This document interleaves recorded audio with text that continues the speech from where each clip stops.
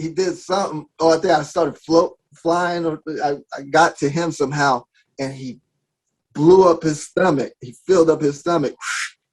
To, like, you know, like, I don't know why he did that. Maybe he was trying to throw me off, because I got to him and he did the stomach blew out. So the first thing I thought, I did like this. I made like a big old straw and I stuck it in his stomach like that, and then I filled myself up and I started floating like I'm like huge. And I Right. popped myself. I popped myself and, you know. Wow.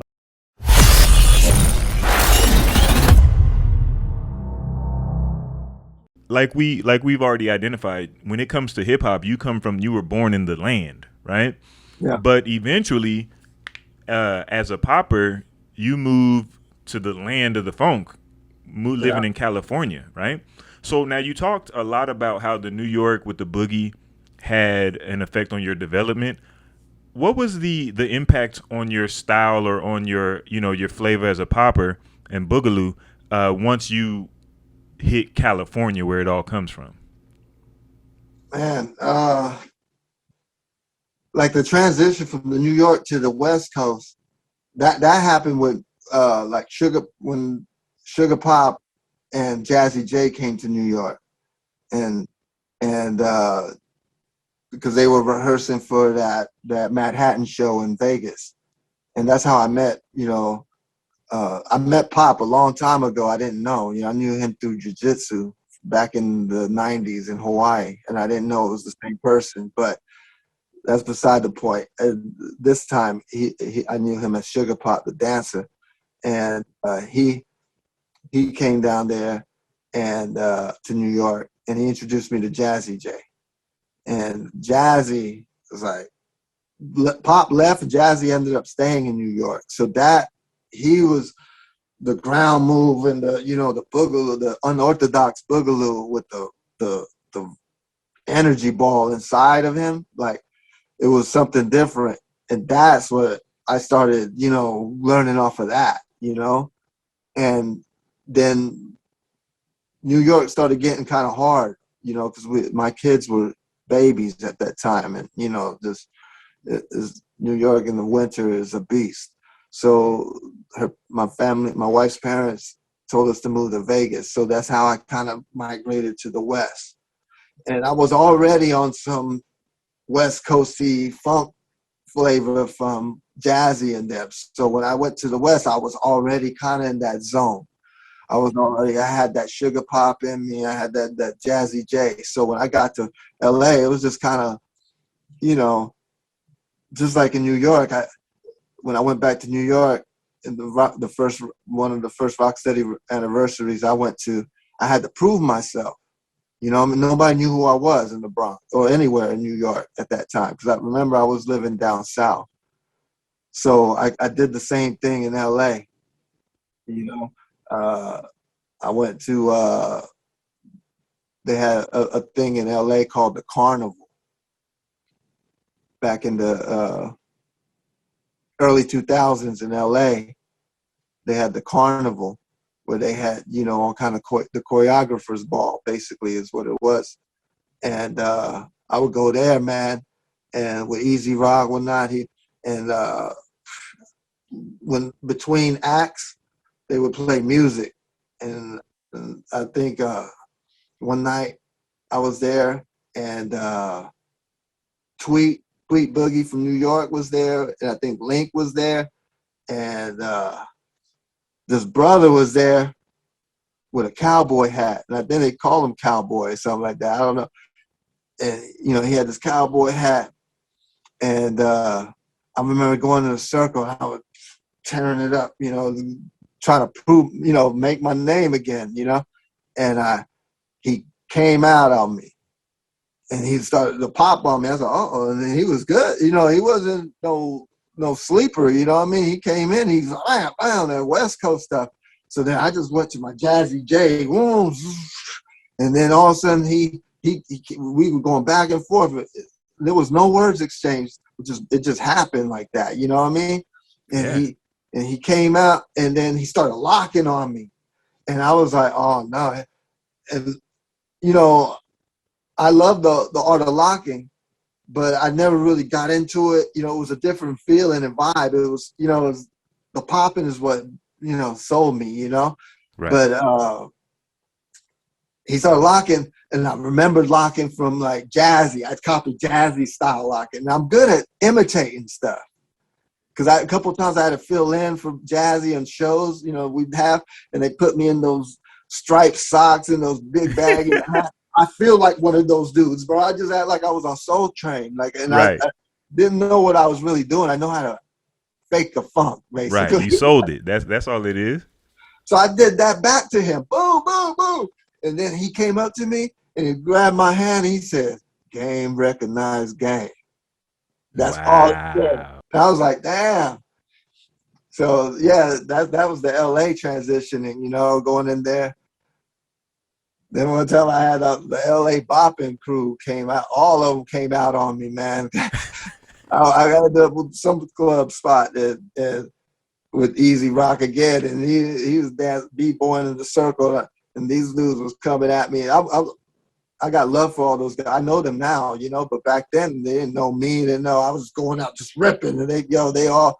I seen a bunch of big old pulsating chests just in my face all night long. I'm like, I'm getting jumped in here. Oh, no doubt.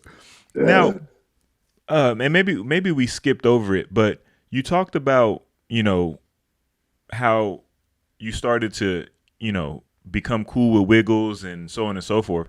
But how do you actually get into Rocksteady? That happened, and see, I ended up in Hawaii from the South. So when I turned 18, I ended up moving with my uncle in Hawaii. And that's a whole nother world, you know, like got regular jobs, blah, blah, blah, met my wife, you know, she was pregnant with my first child, Armani. Open up that door, you call the trees. Open up that door, you call the trees.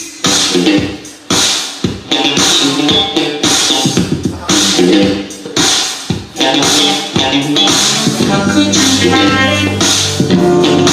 Oh, freeze.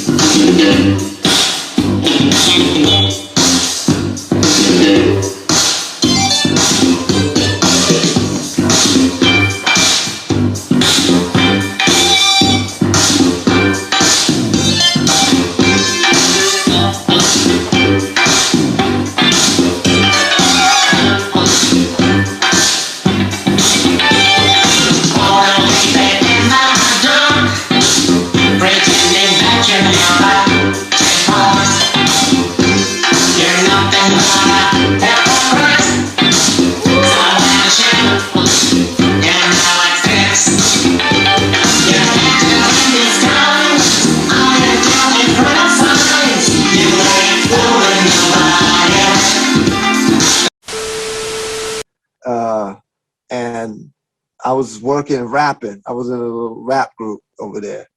And all my homies knew that I used to dance. And it was that used to thing, you know, I used to Right.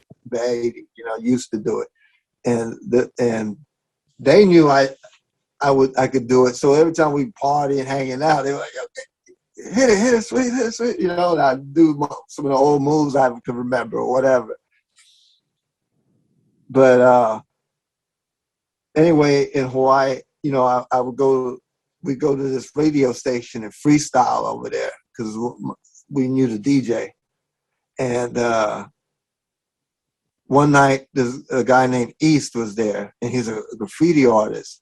But I guess they gave him because Rocksteady came to Hawaii. The story's getting mixed up.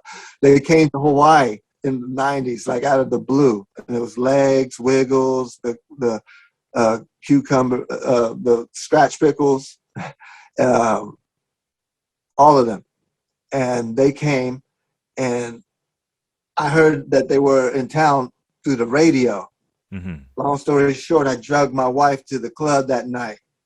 And we went in there, and I ended up knowing the manager. and he brought us in front of everybody and through the line and stuff. And I got to go right up front and watch the show. And then Wiggles saw me. He kept looking at me because everybody used to say everybody says that me and Wiggles look alike. Okay. Even his mom thought I was him one time and got mad at him. But so he kept looking at each other. He kept looking at me. And plus I had a jersey, said the Bronx on it, and these big beads with a wooden fist on it. So I didn't look like I was from Hawaii. Right.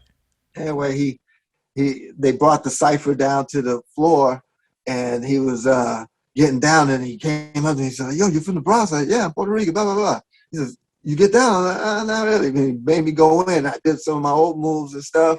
My boys pushed me in. And then he was like, "Yo, come back to the hotel, blah, blah." He kicked it with us afterwards. And I was like, I couldn't because my wife was pregnant. Right. Months went by, they left. And I never seen them again. Then that's where I met East. And East, they left East in charge. They gave him a chapter, a Rocksteady chapter. And he started with the B-boys that were the OG B-boys for Hawaii from back in the days, breaking Hawaii, the ABC breakers. And he took some of those guys and made them Rocksteady. And then I met, East at the studio, and then the talking about the dance that came up. And East started taking me to different places and making me battle different people and do that, battle him. The radio host DJ that for the radio station used to pop or something. He made me battle him. He made me at his own gig, you know what I mean? Like, so I was like going after everybody. And right. He was like having me do shows, free shows and all kind of stuff, whatever, but he was giving me that real quick. He was putting me in a little training for, that year, Right.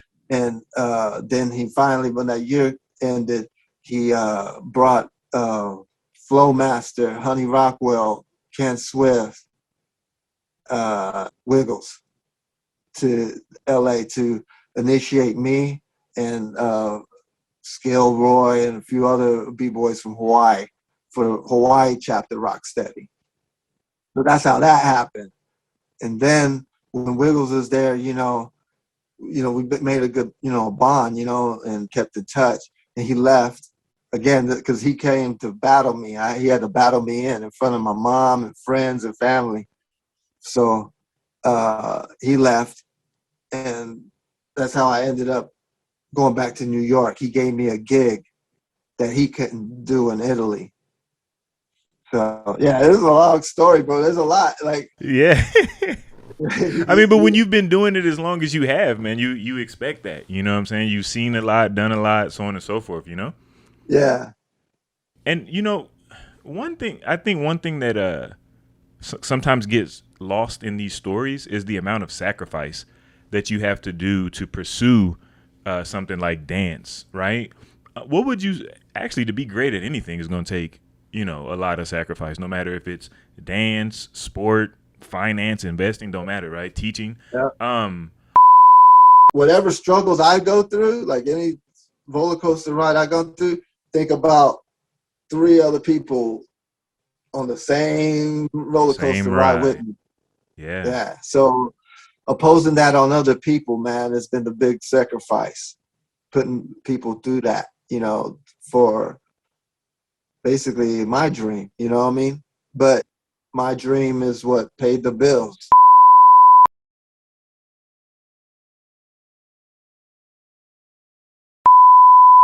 For more quality content from Beyond the Cypher with Illskillz, don't forget to press the like and subscribe buttons. Also, feel free to follow us on Facebook and Instagram at Beyond the Cypher.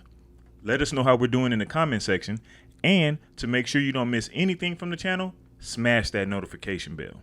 We appreciate the love and support. Peace. Until the next episode.